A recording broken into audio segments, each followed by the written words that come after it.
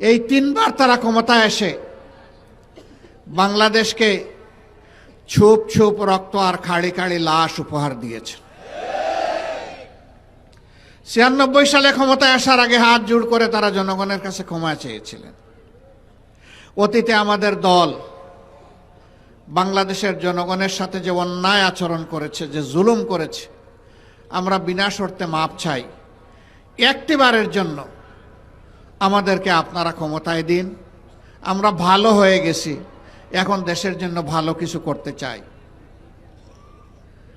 হাতে তসবি ছিল, মাথায় ঘুমটা ছিল। জনগণ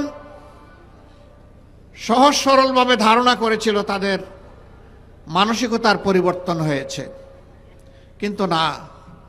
যখনই তারা মসনদে বসলেন, তারা আপন রূপে আত্মপ্রকাশ করলেন।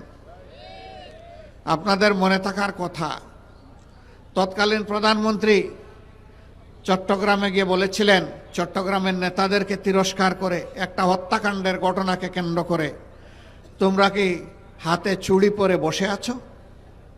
তিনি ঘোষণা দিয়েছিলেন, আর যদি আমার দলের একটা মানুষকে হত্যা করা হয়, তাহলে তার বিনিময়ে 10টা লাশ ফেলে দিতে হবে। এই ছিল একজন প্রধানমন্ত্রীর দায়িত্ব জ্ঞানহীন হুঙ্কার, আস্ফালন। তারা তাই করেছিলেন। সেই সময়টায় খালে বিলে, নদীতে, নালায়, জঙ্গলে, হাটে মাঠে সর্বত্র মানুষের টুকরা টুকরা লাশ পাওয়া যেত। এরপরে জনগণের দ্বারা তারা প্রত্যাখ্যাত হলেন।